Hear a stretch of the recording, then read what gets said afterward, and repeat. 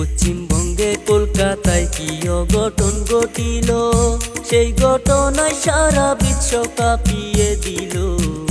হাইরে পাষাণ মানুষ বুঝি আজও আছে এই দুনিয়ায়।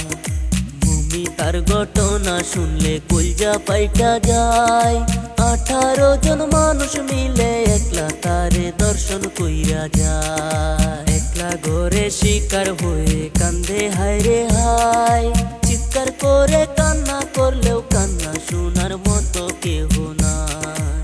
হাতে পায়ে দড়ি দিয়া শক্ত করে বেঁধে, হায়রে মানুষ পাষাণ তোমরা কি করিলে।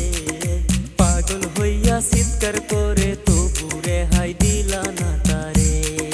ডক্টরেরই রিপোর্ট মতো জানা যে গেল, শরীরেতে 113 টাকা মুরের চিহ্ন। মানুষ রূপে কুত্তা হইয়া দেখাইল তাদের চিহ্ন। মায়ের বুকটা খালি কইরা নীলা যে কেরে, এখন মায়ের চোখের জলে সাগর যাইবে সে। কেঁদে কেঁদে বলে মায়ে কি দুষ করেছিল আমার মেয়ে। ডক্টরেরই রিপোর্ট মতে আরো জানা গেল, 150 গ্রাম বীর্য নাকি আরো উদ্ধার হইল। আরো কি জানার বাকি, আসেন সবাই মিলা একটু শুনি। গরিব ঘরের মেয়ে ছিল, বাবাই করতো দর্জি। অনেক কষ্ট করে তারে লেখাপড়া করাইছে।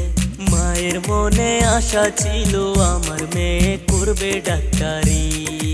এমন কইরা কাইরা নিলে জালিম তুমি প্রাণ।